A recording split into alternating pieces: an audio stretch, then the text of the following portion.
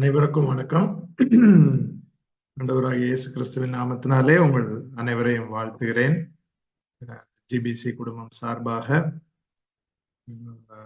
ரவீந்திரன் ஐயா, டேவிட் ஐயா மற்றும் அனைத்து அட்மின்கள் மற்றும் குழுவிலே இணைந்திருக்கிற அனைவருக்கும் நான் இயேசு கிறிஸ்துவின் நாமத்திலே வாழ்த்துதலை தெரிவித்துக் கொள்கிறேன்.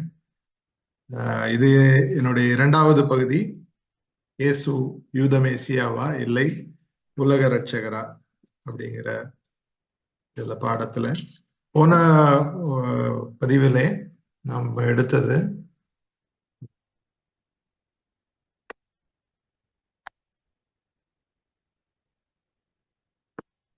பார்த்தது முதலாவது மேசியா என்ற வார்த்தை, அதனுடைய அர்த்தம் அது என்ன அப்படிங்கிறத நம்ம பார்த்தோம். அதனுடைய விளக்கங்கள், அது யாரை யாரையெல்லாம் குறிக்கிறது அப்படிங்கிறது, அதாவது அரசர்கள், தீர்க்கதரிசி, அவரோட பிரீஸ்ட், இவர்களை குறிக்கிறது. அது எந்த விதத்துல. அதுக்கப்புறம் மேசியா என்ற வார்த்தை எதிர்காலத்துல வரப்போகிற அந்த மேசியா பற்றி பைபிள் வேதாகமத்துல என்ன குறிப்பிடப்பட்டிருக்கிறது அப்படிங்கிறது பார்த்தோம். அதுக்கப்புறம் அப்ரஹாமின் ஆசீர்வாதம் இரண்டு விதமாக பிரிக்கப்பட்டிருப்பதை பார்த்திருக்கோம். அதாவது இந்த உலக காரியங்கள், இந்த உலகத்தின் அரசாங்கம், அதாவது உலகத்தின் நிலம், யூத நிலம், இஸ்ரேல் தேசம் அப்படிங்கிற ஆசீர்வாதமும், அதுக்கப்புறம் கிங்டம் ஆஃப் காட், அதாவது தேவனுடைய ராஜ்யம் அல்லது பரலோக ராஜ்யம், இதை பற்றிய ஒரு இரண்டு விதமான அந்த அரசாங்கத்தை பற்றி நாம் பார்த்தோம். அதுல இரண்டாவது அரசாங்கம் இயேசுவின் மூலமாகவும், முதலாவது அரசாங்கம் அவருடைய சரீர பிரகாரமான அவர்களுடைய வாரிசுகள் மூலமாகவும் வந்ததை பற்றி படித்தோம். அதுக்கப்புறம் முதலாவது தேவாலய காலங்களிலே அவர்களுடைய நம்பிக்கை என்னவாக இருந்தது, அதாவது மரணத்தை குறித்த நம்பிக்கை. அதுக்கப்புறம் இரண்டாவது தேவாலயத்திலே அவர்களுடைய நம்பிக்கை எவ்வாறு மாறியது, இவைகளை எல்லாம் நாம் தொடர்ந்து பார்த்தோம். அதுக்கப்புறம் கடைசியாக ஒரு கேள்விகளோடு முடித்தோம். அதாவது இரண்டாவது வருகையை பற்றி நாம என்ன சிந்திக்க வேண்டும் என்பதை பற்றி ஒரு கேள்வியோட நம்ம படித்தோம். அப்புறம் பலவிதமான கேள்விகள் என்னன்னா, மெசியா என்ற வார்த்தை, மெசியா என்ற பதம் புதிய ஏற்பாட்டிலே பயன்படுத்தப்படுகிறது. 4 ஆகமங்கள்லையும் பயன்படுத்தப்படுகிறது. அந்த பயன்படுத்தப்படுகிற அதனால நம்ம எப்படி நீங்க அது மெசியா அவர் இல்லை அப்படிங்கிற இதை சொல்றீங்க அப்படின்னு. ஆக்சுவலா நான் மேசியா இல்லை அப்படிங்கிற பதத்துல பேசவில்லை. யூதர்கள் தான் இந்த மேசியா அப்படின்ற அந்த எண்ணத்தை அவர்களுக்கு அடிப்படை அங்குதான் உருவாகுது. ஆனால் அவர்கள் இயேசுவை மேசியாவாக ஏற்றுக்கொள்ளவில்லை. நம்மளுடைய ஆதி அப்போஸ்தலர் காலத்திலே இயேசுவை மேசியாவாக சொல்லியதற்கும் அவரை மெசியா என்று பிரகடனப்படுத்தினதற்கும் காரணங்கள் உண்டு. அது என்ன என்றால், அவர்கள் இயேசுவை யூதர்களுக்கு சுவிசேஷமாக அறிவித்தார்கள். அவர்கள் யூத மக்களுக்கு தான். இப்போ பவுலடிகளார் ஒரு பாதி பகுதிக்கு பிறகுதான் பிற இனத்து மக்களிடத்துல அவர்கள் அந்த சுவிசேஷத்தை அறிவிக்க சென்றார்கள். அதற்கு முன்பாக யூத மக்களுக்கு தான் அவர்கள் சுவிசேஷத்தை அறிவித்தார்கள்.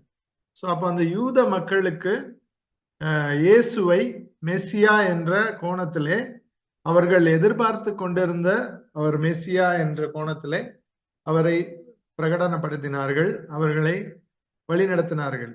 அதன் மூலமாக இயேசு எப்படி மீட்புக்கு வருகிறார், எப்படி ரட்சிப்புக்கு கொடுக்கிறார் என்பதை அவர்கள் கொண்டு போனார்கள். சோ அது ஒரு சுவிசேஷத்தின் யுக்தியாக நம்ம பார்க்க வேண்டும். ஆனால் இந்த காலகட்டம் நம்ம யூதர்களுக்கு சுவிசேஷம் அறிவிக்கவில்லை. நம்மளுடைய யூதர் அல்லாத மக்களுக்கு, பிற இனத்து மக்களுக்கு நம்ம சுவிசேஷம் அறிவிக்கும் பொழுது மெசியா என்ற கோட்பாடு எந்த அளவுக்கு நமக்கு பயன்படுகிறது என்பதை நாம் கொஞ்சம் சிந்திக்க வேண்டியது இருக்குது. அதன் அடிப்படையில தான் இயேசு யூத மெசியாவா இல்லை உலக ரட்சகரா என்ற இந்த பாடம் செல்கிறது. இப்பொழுது போன தடவை மெசியா என்ற அந்த கிரைஸ்ட் அதை பத்தி படித்தோம்.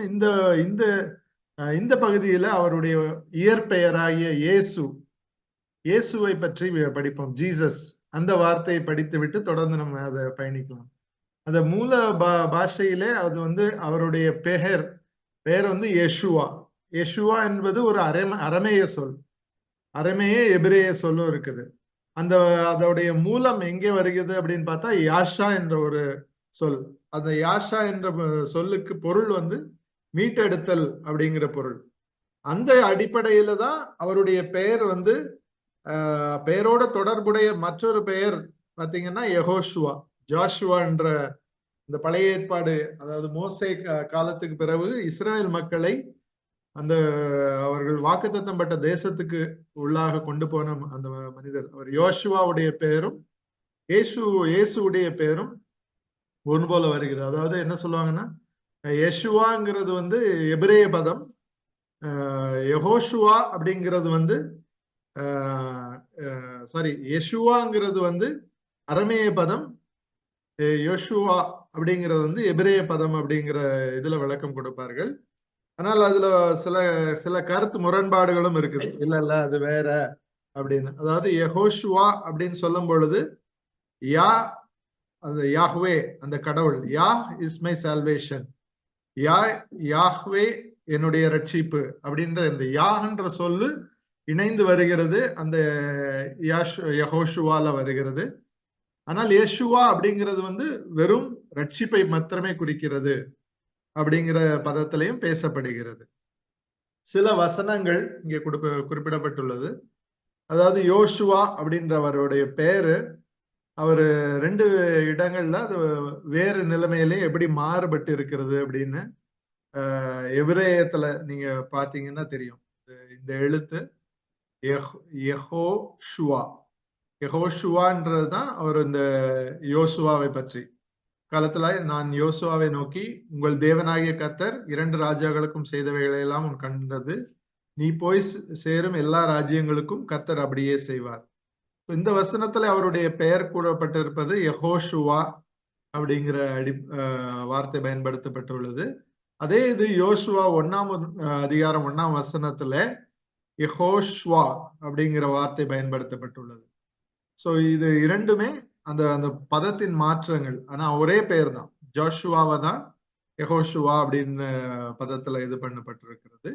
அதனுடைய அர்த்தம் வந்து யாஹ்வே, ரட்சிக்கிறவர் அப்படிங்கிறது. சோ யெஷுவா என்ற பெயர் வந்து நெகேமியா 8:7 நெகேமியா காலங்கள் வந்து அவர்கள் இந்த இந்த நிறைய அரமேய வார்த்தைகள் இந்த எபிரேய வார்த்தைகளோட சேர்ந்து இருக்கிறது. அதனால யெஷுவான்ற வார்த்தை நெகேமியா 8:7 வருகிறது. சோ இயேசுடைய பேரு, அதோடைய அர்த்தம் என்ன அப்படின்னு பாத்தீங்கன்னா ரட்சிப்பு அப்படிங்கிற பதத்துல வருகிறது. சோ அந்த ரட்சிப்பை பற்றி, ரட்சிப்பு என்ற வார்த்தை அதாவது பழைய ஏற்பாடுல என்ன பதத்துல பயன்படுத்தப்பட்டிருக்கிறது அப்படின்னு பாத்தீங்கன்னா, பெரும்பாலான இடங்களில் அது வந்து ஒரு எதிரிக்கு விரோதமான, எதிரியிடமிருந்து தன்னை பாதுகாக்கின்ற அந்த விதத்துல, அதாவது சரீர பிரகாரமான ஒரு ரட்சிப்பை பற்றி பேசுகிறது. எடுத்துக்காட்டாக ஆதியாகமத்துல 49:18-19 கர்த்தாவே உம்முடைய ரட்சிப்புக்கு காத்திருக்கிறேன், என்பவன் மேல் இராணுவ கூட்டம் பாய்ந்துவிடும், அவனோ முடிவில் அதன் மேல் பாய்ந்து விடுவான். இது வந்து யாக்கோபு தன்னுடைய மகன்களுக்கு ஆசீர்வாதத்தையும் அவர்களுக்கு எதிர்காலத்தை பற்றிய தீர்க்க தரிசனமாக சொல்கின்ற காரியத்தையும் பேசும் பொழுது அவர் ரட்சிப்பு அப்படிங்கிற வார்த்தையை பயன்படுத்துகிறார். அதாவது அவருடைய ஜீவனை பற்றி. அதே இது யாத்ராகமம் 14:13 அப்பொழுது மோசே ஜனங்களை நோக்கி, பயப்படாதிருங்கள், நீங்கள் நின்று கொண்டு இன்றைக்கு கர்த்தர் உங்களுக்கு செய்யும் ரட்சிப்பை பாருங்கள் அப்படின்ற வசனம். இது எங்க வருதுன்னா, அவர் அந்த செங்கடல் முன்பாக அவர் நிற்கும் பொழுது அந்த இடத்துல அந்த எகிப்தியர்களுக்கு விரோதமாய் பாதுகாக்கும் அந்த அந்த செயலை கடவுள் செய்கிறார். அந்த செயலை அவர்கள் ரட்சிப்பாக பார்க்கின்றார்கள். சோ இது சரீர பிரகாரமான ரட்சிப்பாக பார்க்க முடிகிறது. எண்ணாகமம் 10:9 உங்கள் தேசத்திலே உங்களை துன்பப்படுத்துகிற சத்ருவுக்கு விரோதமாய் யுத்தத்துக்கு போகும்போது பூரிகைகளை பெருந்தொனியாய் முழக்க கடவீர்கள். அப்பொழுது உங்கள் தேவனாகிய கர்த்தருடைய சமூகத்திலே நீங்கள் நினைவு கூறப்பட்டு உங்கள் பகைஞருக்கு நீங்களாகி ரட்சிக்கப்படுவீர்கள். இறைவன் வந்து அவர்களுடைய எதிரிகளுக்கு அவர்கள் வந்து அந்த பூரிகைகளை முழங்கும் பொழுது அவருடைய எதிரிகளுக்கு விரோதமாய் கடவுள் யுத்தம் செய்து அவர்களை ரட்சிக்கிறார், பாதுகாக்கின்றார் அப்படின்ற பதத்துல பயன்படுத்தப்படுகிறது. உபாகமத்திலே உங்களுக்காக உங்கள் சத்துருக்களோட யுத்தம் பண்ணவும் உங்களை ரட்சிக்கவும் உங்களோட கூட போகிறவர் உங்கள் தேவனாகிய கர்த்தர் என்று சொல்ல வேண்டும். இப்படி பார்த்து அந்த அந்த பெரும்பாலான வார்த்தைகள், ரட்சிப்பு என்ற வார்த்தைகள் பழைய ஏற்பாடுல சாமுவேல் 1 சாமுவேல் 4:3 அதே அதே இதுல ஈவன் சங்கீதங்களிலே நாம பார்க்கும் பொழுதும் சத்துருக்களோட உபாகம் 20:4 உங்களுக்காக உங்கள் சத்துருக்களோட யுத்தம் பண்ணவும் உங்களை ரட்சிக்கவும் உங்களோட கூட போகிறவர் உங்கள் தேவனாகிய கர்த்தர். அப்போ அந்த ரட்சிப்பு என்ற வார்த்தையை யெஷுவா அப்படின்ற வார்த்தை பயன்படுத்தப்படுகிறது. சோ அந்த ரட்சிப்பு என்பது அந்த ரட்சிப்பு அப்படின்ற வார்த்தைக்கு எபிரேய பதம் யெஷுவா. அந்த யெஷுவாவினுடைய அது உண்மையான பொருள் அப்படி பாத்தீங்கன்னா அது ஒரு ஒரு விடுதலை, ஒரு பாதுகாப்பு அப்படின்ற ஒரு இதுல வருகிறது. எதுல இருந்துன்னா உலக பிரகாரமான எதிரிகளிடம் இருந்து தன்னை பாதுகாக்கின்ற விதமாக வருகிறது. சோ அதை ரட்சித்தல், விடுவித்தல், மீட்டெடுத்தல் அப்படிங்கிற பொருளில் அதனுடைய வேர்ச்சொல் யாஷான்ற வேர்ச்சொல் அது பயன்படுத்தப்படுகிறது. சோ அது வினைச்சொல்லாக பயன்படுத்தப்படுகிறது. அதே இது யெஷுவா அப்படின்ற இதுல வரும்பொழுது யெகோஷுவா என்ற இது பதத்துல வரும்போது இதுதான் நான் சொன்னேன், யா என்ற கடவுள் நம்மளை மீட்கின்றவர், யாவே மீட்பர் அப்படின்ற பதத்துல யெகோஷுவா என்ற பதத்துல வருகிறது. சோ அப்ப இது எல்லாமே ரட்சிப்பின் வார்த்தைகள், ரட்சிப்பு என்ற பதம். அப்ப அந்த பழைய உடன்படிக்கையை நாம படித்து வரும்பொழுது அந்த ரட்சிப்பு என்ற வார்த்தை அது ரட்சிப்பை பற்றி இது பண்ணும்போது அது ஒரு சரீர மீட்பை பற்றி மையப்படுத்தியே செல்கிறது. என்னுடைய எதிரிகளிலிருந்து மீட்கப்படவும், என்னுடைய பகைஞர்களிலிருந்து மீட்கப்படவும், அதுக்காக ஆன்மீக மீட்பை பத்தி பழைய ஏற்பாடுல பேசவே இல்லை அப்படிங்கிறது இல்லை. ஆனா பெரும்பாலான வார்த்தைகள் இந்த பதத்திலேயே பயன்படுத்தப்படுகிறது. இப்போ நம்மளுடைய அந்த ரட்சிப்பு இயேசுவின் பெயரோட தொடர்பு படுத்தப்பட்டு இருக்கிறது. மெசியா என்ற வார்த்தை அந்த அபிஷேக பண்ணப்பட்டவர் என்ற வார்த்தையோடு தொடர்பு பண்ணப்பட்டு இருக்கிறது. சோ இப்போ அந்த இயேசுவினுடைய அந்த kingdom of heaven, kingdom of world இதை பற்றி படிக்கும் பொழுது அதுல அந்த கிங்டம் என்ற வார்த்தைக்கு பெசிலியா அப்படின்ற வார்த்தை அது கிரேக்க பதம். அந்த கிரேக்க வார்த்தையை தான் ரோம வார்த்தையும் லாட்டின் அந்த வார்த்தையும் பயன்படுத்தப்படுகிறது. சோ அந்த பெசிலிக்கா என்ற வார்த்தை அந்த இது பாத்தீங்கன்னா ஒரு பெரிய ஒரு பெரிய ஒரு அரச மண்டபம் அதை குறிக்கின்ற வார்த்தையாக பயன்படுத்துது பெசிலியஸ். அதை எடுத்துக்காட்டு என்னன்னா Saint Peter's Basilica. Saint Peter's Basilica தான் ரோம தலைநகரத்துல இருக்கின்ற அந்த மெயினான அந்த சர்ச்சோடைய பேர். சோ அப்ப அந்த காலங்களிலே முதலாவதாக இந்த பெசிலிக்கா, அதாவது கிங்டம் அப்படிங்கிற இது பயங்கரமான ஒரு பெரிய ரோம அரச மாளிகையை குறித்து அத பிற்காலங்களிலே அந்த மண்டபங்கள்ல திருச்சபையாக மாறுது. சோ அந்த பெசிலிக்கா தான் உலகமெங்கும் ஒரு நிறைய பெசிலிக்கா இருக்குது.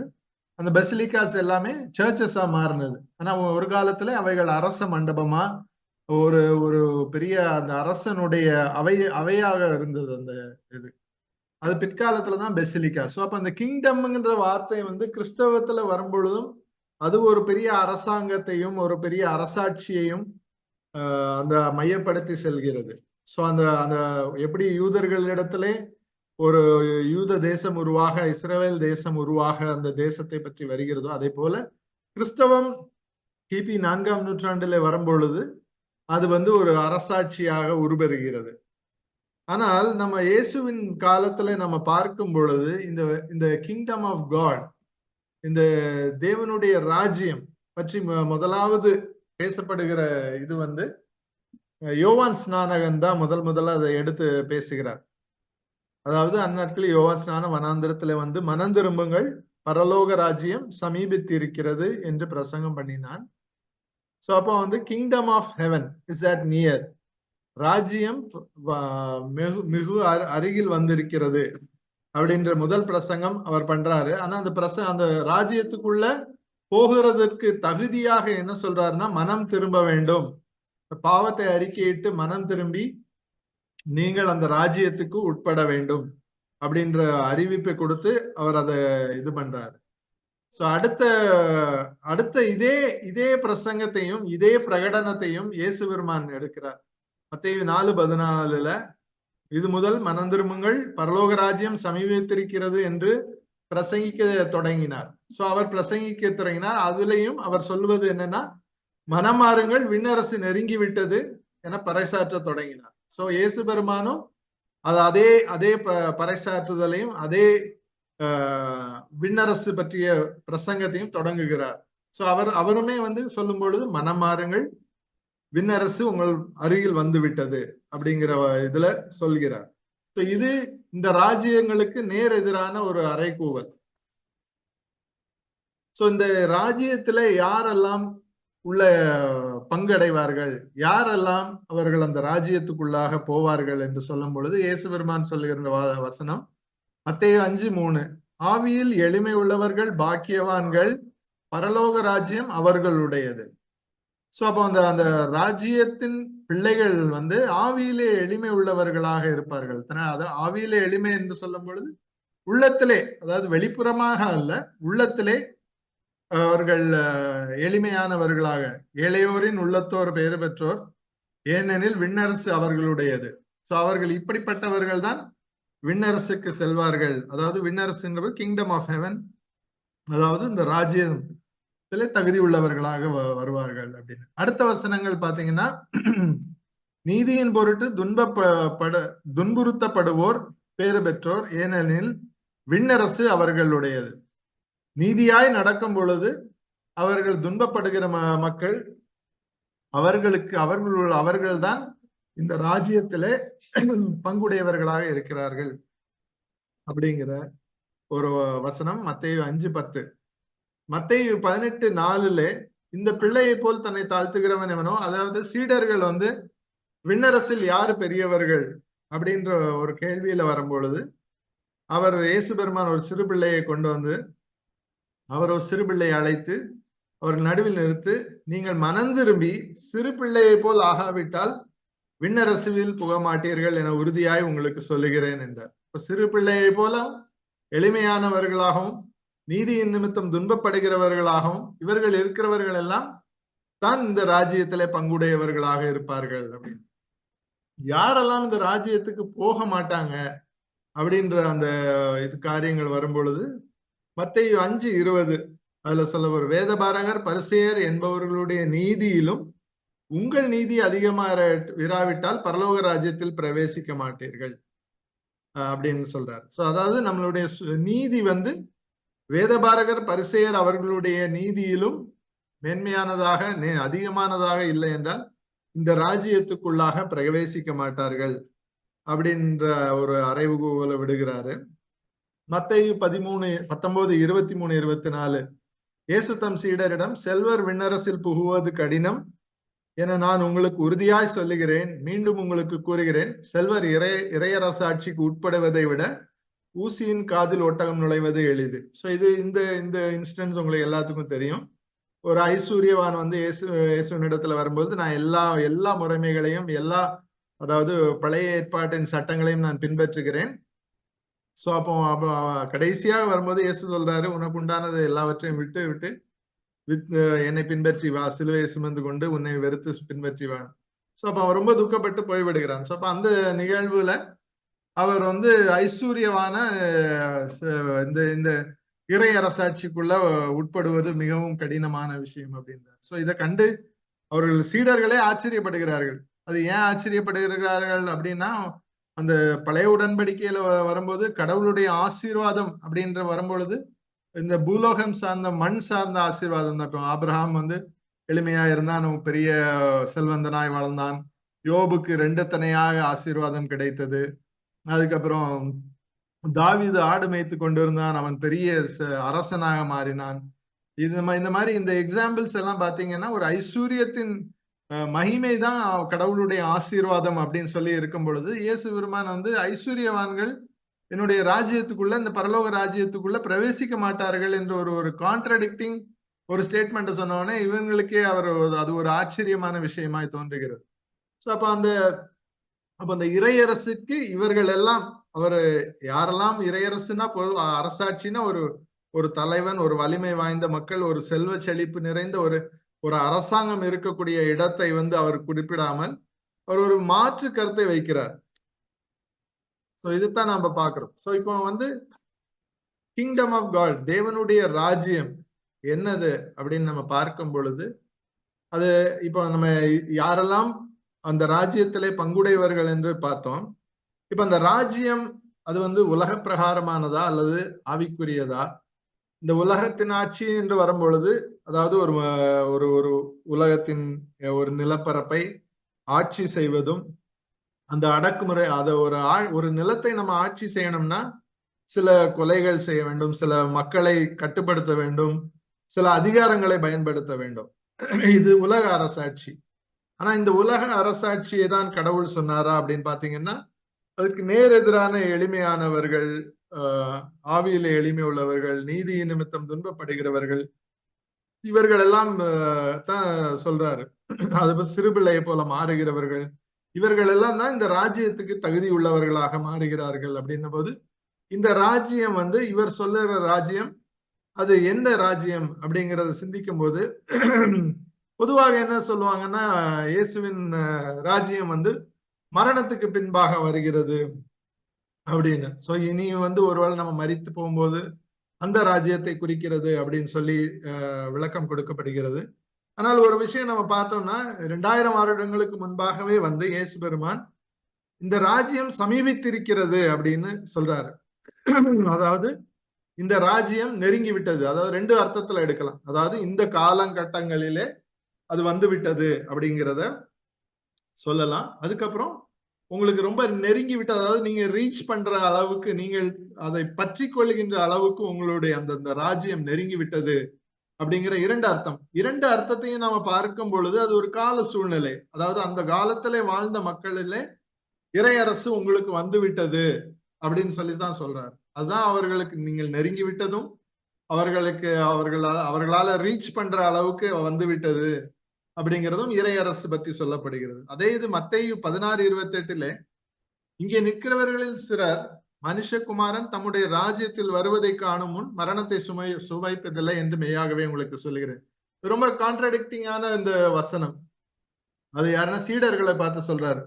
சீடர்கள் இடத்துல நான் மறுபடியும் போயிட்டு நான் ராஜ்யத்தை ஸ்தாபிச்சு வருவேன்னு சொல்லும் பொழுது, அப்ப இங்கே நிற்கிறவர்களில் சிலர் மனுஷகுமாரனுடன் தன்னுடைய ராஜ்யத்தில் வருவதை காணும் முன்பதிலே மரணத்தை சுவைப்பதில்லை என்று சொல்லுகிறார்கள். இப்ப ராஜ்யம் என்பது எதிர்காலத்தையும் குறிக்கவில்லை. அதாவது அதுக்கு ஆதாரமாக லூக்கா 17:21 இதோ இங்கே என்றும் அதோ அங்கே என்றும் சொல்லப்படுகிறதற்கு இடமிராது, தேவனுடைய ராஜ்யம் உங்களுக்குள்ளேயே இருக்கிறது என்றார். இதுதான் இந்த கீவேர்ட். இந்த ராஜ்யம் உங்களுக்குள்ளேயே இருக்கிறது அப்படின்னு சொல்லும் போது அந்த காலகட்டத்திலே வாழ்ந்த மக்களிடத்திலே இருக்கிறது, அந்த மக்கள் அந்த இருதயத்திலே இருக்கிறது அப்படிங்கிற அந்த ராஜ்யத்தின் ஒரு மாற்று கருத்து அவர் சொல்ல வருகிறார். சோ இந்த ராஜ்யத்தை பற்றி நாம பேச வரும் பொழுது அத ஒரு ஒரு ஒரு ஒரு உலக பிரகாரமான ஒரு அரசாட்சியாக ஒரு அரசாங்கத்தையும், அதாவது இயேசு பெருமான் வரப்போகிறார், யூதர்கள் நம்பிக்கைப்படி அந்த நிலத்தை உருவாக்கி நிலத்தை ஆண்டு அந்த நிலத்திலே ஆட்சி செய்கிறார் என்பது ஒரு சிந்தனை. அது யூத மரபிலிருந்து இருந்து வந்த சிந்தனை. மற்றொன்று இயேசு பெருமான் சொல்லுகின்ற அந்த அரசாட்சியை பற்றி பார்க்கும் பொழுது அது அந்த காலகட்ட மக்களின் இருதயத்திலே வருகின்ற அரசாட்சி. அப்ப அந்த அரசாட்சிக்கு முடிவிராது அப்படின் போது அந்த முடிவில்லாத ராஜ்யத்துக்கு இருக்கக்கூடியது உடல் சார்ந்த அரசாட்சியா இல்லைன்னா உள்ளம் சார்ந்த அரசாட்சியா அப்படிங்கிறத நம்ம பார்க்கணும். ஆனா இதுல ஒரு பெரிய பிரச்சனை என்ன இருக்குது அப்படின்னு பாத்தீங்கன்னா, எல்லாம் அந்த அரசாட்சியை பத்தி, அதாவது கிங்டம் பத்தி பேசும் பொழுது, பரலோக ராஜ்யம், தேவனுடைய ராஜ்யம் இத பத்தி பேசும் பொழுது இவைகள் அனைத்தையுமே அது ஒரு ஒரு ஊமையா தான் விளக்கி இருப்பாரு, பேரபிளா தான் விளக்கி இருப்பாரு. அதுக்கு பேரபிள்ல விளக்கும் போதும் அது வந்து அந்த மக்களுக்கு மந்த இருதயம் உள்ளவர்களா இருக்கிறாங்க, காதுகள் கேட்க மாட்டேங்குது, என்ன சொன்னாலும் புரிய மாட்டேங்குது, அதனால அவர்களுக்கு கொடுக்கப்படவில்லை அப்படின்னு சொல்லப்பட்டு இருக்கிறது மத்தேயுல. ஆனா நீங்க பாத்தீங்கன்னா அப்போ அவங்களுக்கு புரியலைன்னா அது எதுக்கு அவர் விளக்க வேண்டும்? ஆனா அது என்ன பண்ணியிருப்பாருன்னா அவர்களுக்கு புரியிற அளவுக்கு ஒரு சின்ன கதையாக அவர் விளக்கி இருப்பாரு. அந்த அந்த கதையில உள்ள ஆழத்தை தேடி பார்க்கும் பொழுது அந்த ராஜ்யம் என்ன அப்படிங்கறத நம்ம தொடர்ந்து பார்க்கலாம். அதை நான் இன்னும் அந்த அந்த ராஜ்யத்துக்குள்ள நான் தொடர்ந்து பயணிக்கிறதுக்கு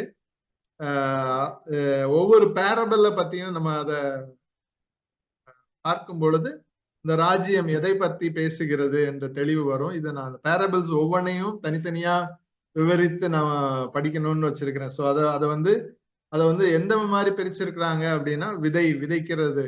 ஸோ அப்ப அந்த விதைக்கிற ஒரு ஓமையை மாத்திரம் நான் ஒரு சின்ன ஒரு இன்ட்ரெஸ்டிங்கான ஒரு டாபிக் நான் சொல்லிட்டு இது பண்றேன். எப்படின்னா அந்த விதைக்கிற விதைகள் அது வந்து எப்படின்னா ஒரு நல்ல நிலத்துல விளைகிறது, அது பயன் கொடுக்கிறது. வழி அருகே விதைக்கப்படுகிறது. அப்போ அந்த விதையை வந்து பறவைகள் பட்சித்து சாத்தான் வந்து எடுத்து போடுகிறான். அதுக்கப்புறம் முள்ளுள்ள இடங்களில் விதைக்கப்படுகிற அந்த இது. சோ அந்த முள்ளுள்ள இடங்களிலே முள் வளர்ந்து அந்த பயிர்களை நெருக்கி விடுகிறது அப்படின்னு சொல்லி வரும்பொழுது இது எதை குறிக்கிறது அப்படின்னு பாத்தீங்கன்னா அது என்னன்னா வசனத்தை விதைக்கிறார்கள். அதாவது நம்ம வேத வசனத்தை படிக்கிறோம். வேத வசனத்தை படிக்கும் பொழுது அந்த வசனம் வந்து எதனால் எடுக்கப்படுகிறது அப்படின்ற அது எப்படி நம்மளை விட்டு கடந்து போகிறது அப்படின்னு. ஆனா உண்மையா பாத்தீங்கன்னா இந்த இந்த இந்த இந்த ராஜ்யம் அப்படிங்கிறது வந்து ஆன்மீகத்தை, அதாவது ஆன்மாவை பத்தி பேசுகிறது. ஆன்மானா இப்ப உடல் நமக்கு தெரியும், நம்மளுடைய உடல் பார்க்கிறோம் எல்லாம். அந்த ஆன்மாவின் செயல்பாடு அப்படிங்கிறது வந்து பார்க்கும் பொழுது அது முழுக்க முழுக்க சிந்தனையின் வடிவத்துல வருகிறது. சோ அப்போ இறைவன் கொடுக்கும் சிந்தனை அது வந்து நேர்மறையான சிந்தனைகள், நல்லவைகள். அவர் படைக்கும் பொழுது எல்லாமே நல்லவைகளாக கண்டார். சோ அந்த நல்ல காரியங்கள், அந்த நல்ல விதைகள், நல்லவைகள் எங்கே அவர்கள் இது அந்த நல்ல விதைகள், கடவுளால் விதைக்கப்படும் நல்ல சிந்தனைகள், நல்ல செயல்பாடுகள் எப்படி நம்மை விட்டு கடந்து போகிறது என்று பார்க்கும் பொழுது, ஒன்று நம்மளிடத்துல அந்த நன்மை இருக்கின்ற அந்த நன்மையை சாத்தான் எடுத்து போடுகிறான்.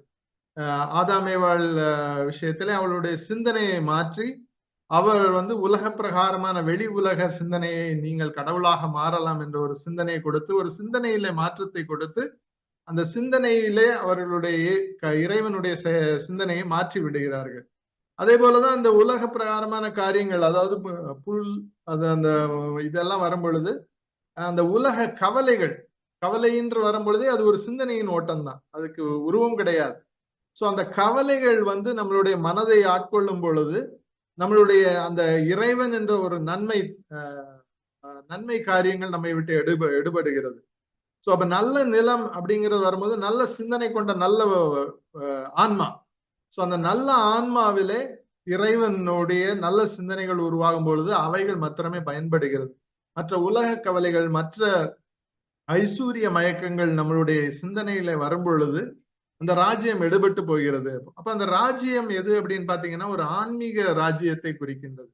சோ உங்களுக்கு ஒரு ஒரு ஒரு ஒரு ஒரு இன்ட்ரடக்ஷன் ஆஃப் கிங்டம் ஆஃப் காட வந்து ஒரு ஒரு ஒரு ஆன்மீக அரசாட்சி, அதாவது இறைவன் இந்த ஆன்மாதான் நிலையானது. இந்த ஆன்மாதான் கடவுளிடத்துல இருந்து வந்தது. அவர் ஜீவ ஆத்மாவை கொடுத்திருக்கிறார். சோ அந்த ஆன்மா வந்து மரணத்தின் மூலமாய் உடல் மரித்து விடுகிறது. அந்த ஆன்மா உயிர் பெற்று அந்த ஆன்மா இறைவனோடு போகிறது. சோ அப்ப அந்த ஆன்மா அந்த அரசாட்சியை தான் இறைவன் அது ஒவ்வொரு அரசாட்சியை கூடுகிறார். அதான் அந்த ஆன்மாவிலே எளிமை உள்ளவர்கள், அந்த ஆன்மாவிலே நீதியாய் வாழ்ந்து துன்பப்படுகிறவர்கள், இவர்கள் இந்த அரசாட்சிக்குள்ளாக போகிறார்கள். சோ அந்த அதே போல அந்த வேதபாரர்கள், பரிசேயர்கள் வந்து அவர்கள் செயல்பாடுகளை, வெளிப்புற செயல்பாடுகளிலே அவர்கள் உண்மையானவர்களா நடந்தாலும் உள்ளான மனிதனிலே, உள்ளான ஆன்மாவிலே அவர்கள் உண்மை உள்ளவர்களாக நடக்கவில்லை.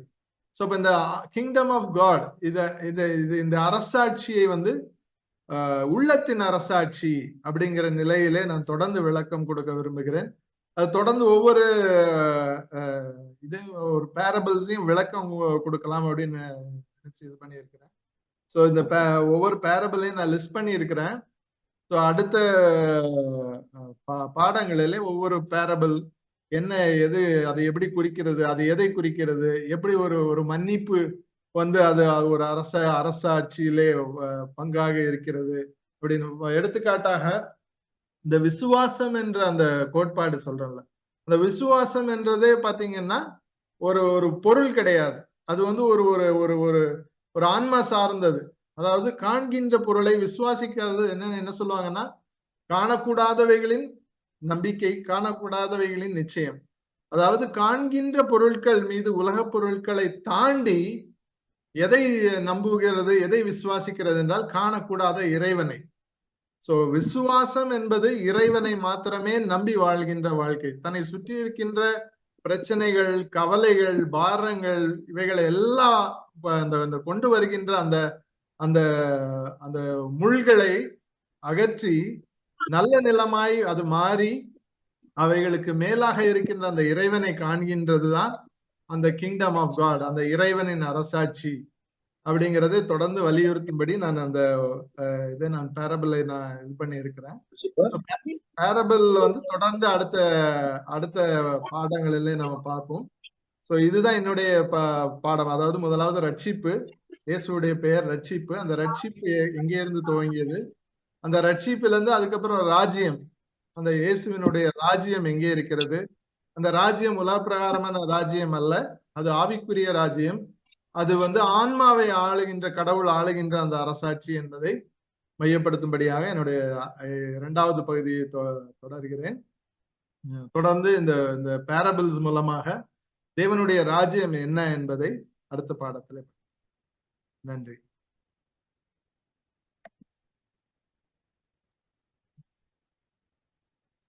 இதே போல உங்களுடைய ஏதாவது கருத்துக்கள், இது எப்பவுமே நம்ம போடுறது. ஸோ அது உங்களுடைய கருத்துக்கள், கேள்விகள், பாடத்தை குறித்த சந்தேகங்கள் அனைத்தையும் நீங்கள் குழுவிலே கேட்கும்படியாக கொள்கிறேன். இந்த இந்த பாடத்தை எடுக்கும்படியாக எனக்கு நேரத்தை கொடுத்த ஜிபிசிக்காக நன்றி செலுத்துகிறேன். உங்கள் அனைவருக்காகவும் நன்றி.